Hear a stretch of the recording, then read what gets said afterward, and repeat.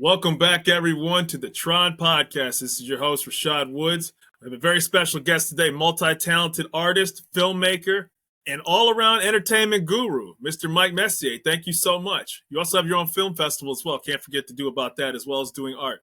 Thank you for being on the show, sir. Happy to be here, Rashad, and it's great to meet you and talk with you. I'm here in Jacksonville, Florida. I know you're in Detroit, which Yeah, when I was a kid, my dad and my uncle took me and my cousin AJ to see the Tigers versus Toronto Blue Jays in Detroit. nice.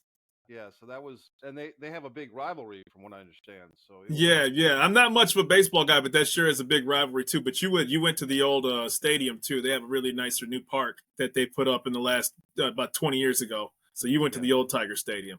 the So old it's good you're Tiger familiar. I Stadium. haven't been to Jacksonville. I've been to Florida, but not Jackson. Yeah, Jacksonville is. I like Jacksonville. You know, I've been here for about 6 years now, and I Nice. came here right before the pandemic, and I enjoy the city of Jacksonville. Yeah, Florida's a beautiful state too. So I have to ask some questions, man. You have such a fascinating arc of that you deviated to. In addition to being in filmmaking, you won numerous awards. You're an author as well too. So how did you segue into entertainment? What got your bug and decided this is what I want to do for a living? That's a good question. I think it's just a lack of being able to do anything else, to be honest with you. And I mean, I have a joke from one of my stage plays that I was a creative writing concentration in college, so I'm qualified to be unemployed.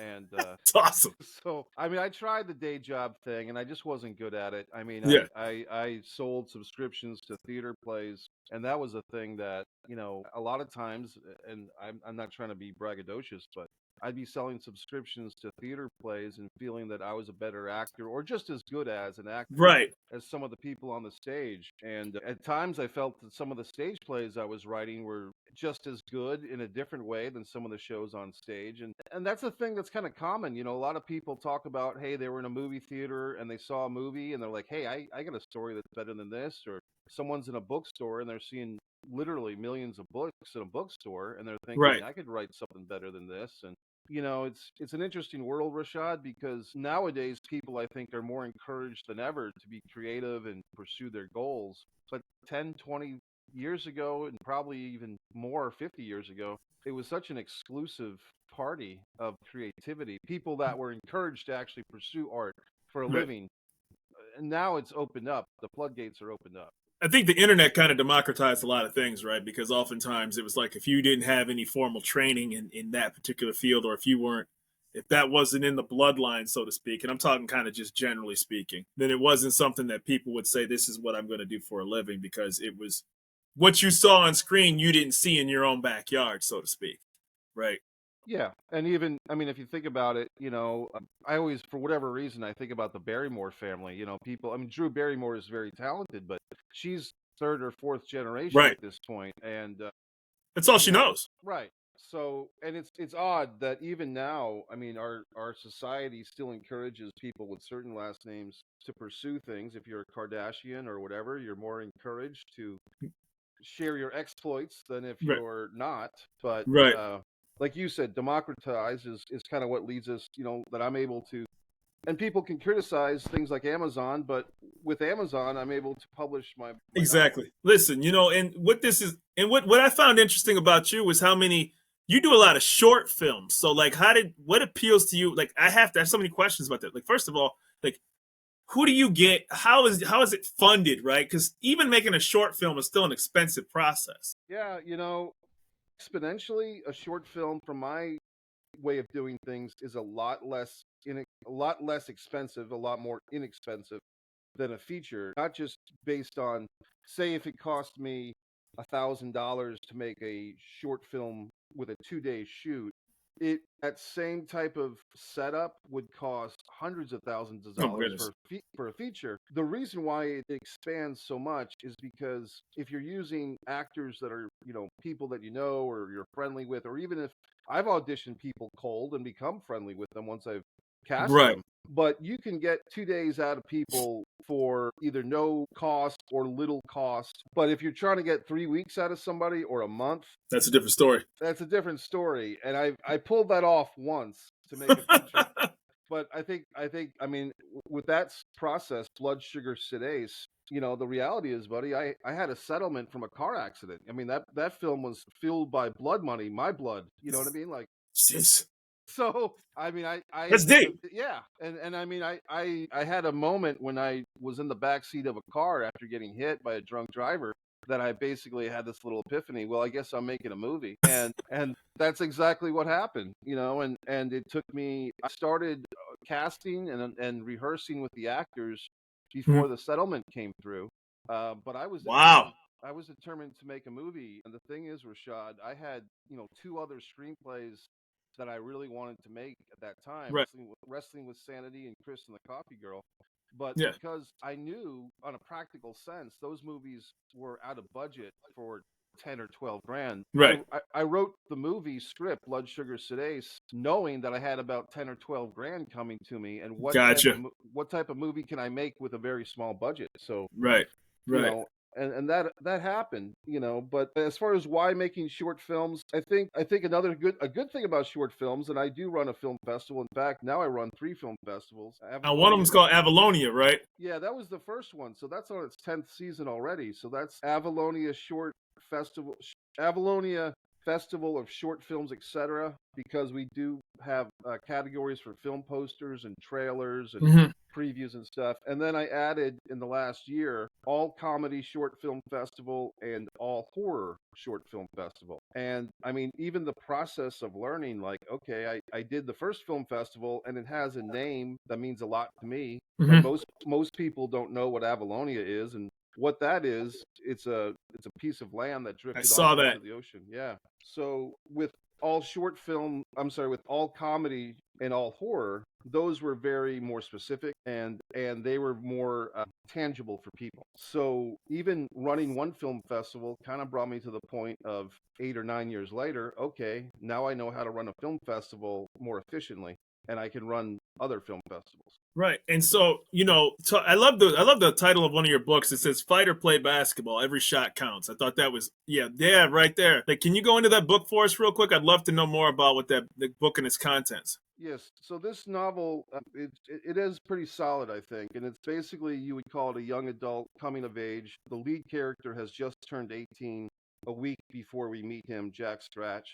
He's a high school basketball star in North Providence, Rhode Island, which is not known for big time Hmm. basketball playing. And basically, Jack has been working very hard to get a college scholarship, and along the way, his single mother gets attacked by a mugger, and Hmm. she is saved by a couple of guys coming out of a boxing gym, which are Sweet Sugar Brown, who's kind of like George Foreman on a bad day, so Sweet's a great character. Sweet is a guy that runs a boxing gym, and in the 1970s, he was kind of robbed of his world heavyweight championship run as a boxer himself. So he's got a bit of a chip on his shoulder, Right. and we discover that Sweet also might be suffering from CTE, from Wow. concussions. And there's another boxer who's about 28 years old named Punch Pangora, who Hmm. is coming in from Slovenia looking to become a great boxer himself. Well, basically, these two gentlemen, Punch and Sweet, save Janet from a mugger, and Hmm.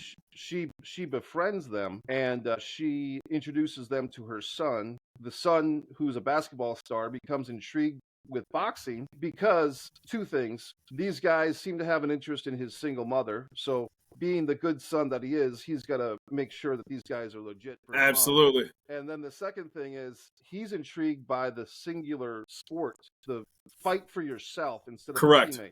Correct. And so what we learn, and there's also another male figure in this story, which is Coach Rick Steele. Quick Rick Steele is Hmm. Jack's basketball coach, who of course wants nothing to do with boxing. He wants Right. Jack to, because when Jack punches people, his hands get affected, which affects his basketball shot. For sure. So the story becomes kind of a tug of war for Jack's future. And Nice. the coach has his thing where he wants Jack to help the coach get him possibly a job as a college basketball coach. So there's all these Right. different things going on, and Everybody's needs pulling in all at once. correct. And Yeah. I think it's a good story, and I spent basically, where did the story come from? I wrote it first as a screenplay, Nice.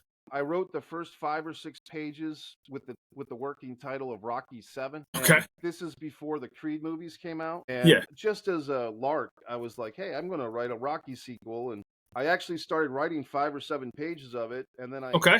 picked up the phone and I called Stallone's management and Wow. I said, hey, I'm just a screenwriter, and I just happened to start writing what I think would be a really good sequel for a Rocky movie. Would Stallone actually, Sylvester or Mr. Stallone, would he actually read this if I were to finish this? Yeah. And they actually returned the call, Rashad, which I was shocked that they even returned the call. Wow. And they were very honest, and they said, well, that's interesting, do you have any money behind this? And I said, no.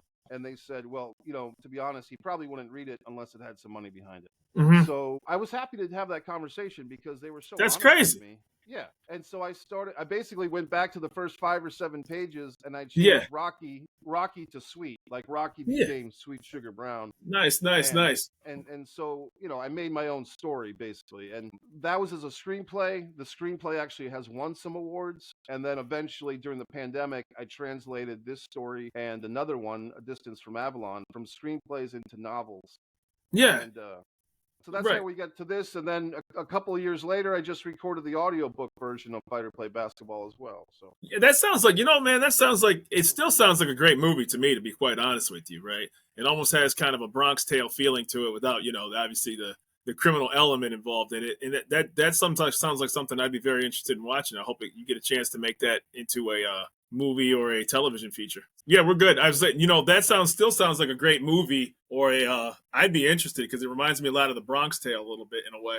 yeah, and that's a good point. And I think Providence, Rhode Island, as a backdrop, has been done a few times, but I don't think it's been overdone. And I would be, the goal, Rashad, is still for this story, Fighter Play Basketball. When I think of the mom character, for instance, when I first, this is how long these things take, man. When I first started writing this thing, I was thinking of Angela Bassett, Right. from the Tina Turner movie, What's Love Got to Do with It? Right. You know what I mean? So, Right. Right. Right. Right. but now, I mean, no, Angela Bassett's great, but I think she's in her 60s or even 70s. Right. So you had to kind of shift your thought process of that's how long this has been in your head. Yeah. So now it's like, okay, Kerry Washington from Scandal, or Right. someone, or Right. Zoe Kravitz or whoever, but A little more modern, right? Yeah, but which is perfectly understandable based upon the time frame of when this actually came to paper, right? So this is who you had in mind. This is how long it took to flesh the characters out, which is amazing. Did you have any formal training at all by any chance, or did you just like? It didn't seem like you did, so you just kind of just said, "This is what I'm going to do, and this is how I'm going to perfect my craft." Well, I did take a screenwriting class. I graduated from college, from Rhode Island College. I started in Greensboro, North Carolina, in college, and I did get a creative writing concentration. Which, I mean, we could go Mm-hmm. into the whole thing about that. But as far as screenwriting goes, I took a class with a gentleman named Christopher Menzel at the Mm-hmm. University of Rhode Island, and then I think I took another class. And this was just as an adult education. This was not for credit. You know what I mean? And Right. Right. I read so many screenwriting books over maybe 5 or 6 years. There's some famous ones like Save the Cat by Blake Snyder and Robert Mm-hmm. McKee and Sid Field. And I mean, I would say that I did do the education in a sense that I self-educated. I mean, I didn't go to Right. I don't even know if there's an actual college for screenwriting per se. I know that there's film schools, but I did put some time into the class because I think there's something to be learned from either home study Mm-hmm. and I'll tell you this. I mean, there's things like masterclass.com, and there's even YouTube videos where there really is a lot of information out there. The key is you just got to put the time into learning. You have to put the work in to do it, no doubt. Absolutely, right? I mean, that's the crazy part about information now as a whole, not to deviate too quickly, but I mean, find something reputable, find something you want to pursue and look into, and put in the work to learn it, right? I mean, people can fix household items, on a small level to a large level. If you're willing to watch that YouTube video, just ultimately it's up to the individual. I did have some questions real quick.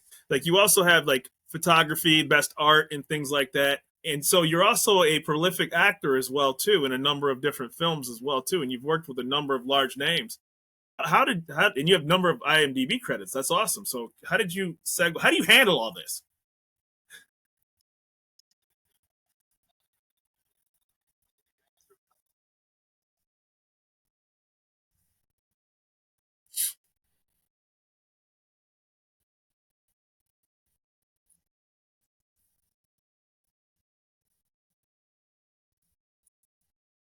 Nice. And as far as there is a little bit of internal struggle, to be honest with you, because it's like, for instance, I got into painting in the last couple of years, and now I find that a lot of times I'd rather be painting than writing. You know what I Right, mean? right. Nice work. Nice work. Thank you. And I find that the painting Nice. is Really cool. Really, really cool. thank you. I find that I find that with painting, the good thing is there's a lack of collaboration.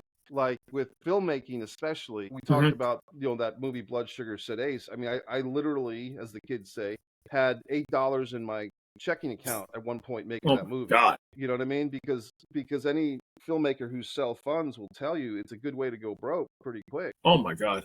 And but with the painting, if I buy some acrylic paints from Hmm. Amazon or Temu or Michaels or wherever, and I buy some Right. canvas boards, I can paint pretty happily. And I've been selling some of these things at vending shows and stuff. And Nice, nice. so I do struggle sometimes, to be honest with you, with now that I've learned that the painting has such a quick turnover that it's like, wow, do I really want to sit here for 4 or 5 hours in front of a screenplay Right, that I've already tweaked 30 or 40 right. times, and now I'm tweaking it the 50th time. And I mean, that is a struggle, to be honest with you. Well, I know David Lynch was a prolific painter as well too. So people just on the paintings that you've done and the work that you did, I'm like, this guy has to be somewhat of an admirer of David Lynch, right? Because it just seems like that artistic, perspective brings out multiple avenues in people. Yeah, I think he just passed away this like a couple of months ago. Yeah, yeah, really tragic. Blue Velvet and Mulholland Drive are two of my favorite movies of all time. They're really, really well made. They're just incredible. They're just incredible. For people who would want to get into the entertainment field that you have, what is your advice to people? Still there, brother? How you doing? I apologize. I don't know if these connection issues are on my end or not, but in any event, These software platforms are funny, man. They all claim to be the best and top notch, and unfortunately, they can strike you with lightning at the least unexpected time. So if it's me, I apologize. I haven't yeah, seen anything on my. And it's not like you can like wire it and make it work in a certain manner, right? You're kind of stuck behind. But I'll make sure it's edited and cleaned up. But I just wanted to see, like, what advice do you have for people who are trying to break into your line of work? Whether it's acting, writing, film festival, producing, and things of that nature. well, it's a good question. I mean, I would probably go back to the thing. Like I said, I think education is always a good thing, and I think that you know a book that I like is Lawrence G. Bolt, Zen and the Art of Making a Living. Mm-hmm. And I guess I should promote my own book because I do have one, For sure. Art and War of Making Low Budget and Independent Films by Mike Messier is available on Amazon. So I do kind of Nice. yeah. So I did write a book about my level of experience or trying to at least share what I knew at the Right. time. You know what I mean? I think the biggest thing, there's so many things to say, but I think at different stages, for instance, when you're young, when you're a teenager or 20s or whatever one considers to be young, Mm-hmm. I think it's important to just try everything. At the same time, don't take that to the point of, oh, I'll try being an OnlyFans model. And you know what I mean? Like, because I think that's such a temptation now. And people could say, well, Mike Messier said, try anything. So I tried, this thing with a You donkey. still have to have a level of self control. Just you better than anybody else, so you'll find out what you're willing to tolerate and what you're not willing to tolerate. And this is not a slam on me of telling. I don't tell people what to do, Right. right? But to your point, like what you want to dive into, do your research. But while you have the availability to do it, make sure you make it count. And I've known people, actresses that have kind of done stuff and then they regret it, and Right, it may not even be because, oh my God, somebody saw it on the internet, but just they don't feel good about whatever they did. right. And that's not just about R-rated or X-rated material. That's about, anything. Life choices. Right. So I think there's a thing where there's a balance between and trying different projects and working with, and also if you have a feeling that, hey, this project's not for me, or I'm not going to be proud to show this thing to people, then you don't have to do it, And I Right. think that's a lesson that I wish maybe I had learned earlier and share that with other people, that if you are in a community, like I used to live in Providence, Rhode Island, that had a film scene, an independent film scene, but a lot of times the projects were not that good. People would line up to audition for, what I would call a backyard Caro syrup horror movie. Like, okay, we're gonna get in the backyard and throw Caro syrup and red color dye on ourselves for a weekend and call it a movie. And people would be so happy to do stuff like that, but then Yeah. they wouldn't feel good about it afterwards, even if the thing got made. So Right. my question is, are you so desperate for someone else to put you in front of the camera when you and I both are in front of a camera right now, and everybody's got a smartphone? And Yeah. yeah, Yeah. I guess the biggest, I mean, the simplest thing I can say is with the power of your smartphone or laptop camera, you can make content on your own now Yep. that everybody could, but not everybody does. And it's like, well, why don't they? Well, I mean, I guess they don't want to put the time in, or they don't feel empowered that they can either ad lib or write their own material. But we've seen people with seemingly not a lot of natural talent make themselves stars. I think of a guy like Logan Paul, who I don't find him to be terribly interesting, but now he's a top pro wrestler because he's really good at wrestling. But as far as being a YouTube guy, I found him very boring. But Right. he was able to parlay that YouTube exposure into like find his niche in the world, which is he's a 220-pound guy who could bounce around the ring and Exactly. so Exactly. I guess I just say that like people got to find themselves, but define yourself. And I never thought of that before. But instead of letting Yeah. some other local film producer or local whoever define you as an actor or as a talent, define yourself first.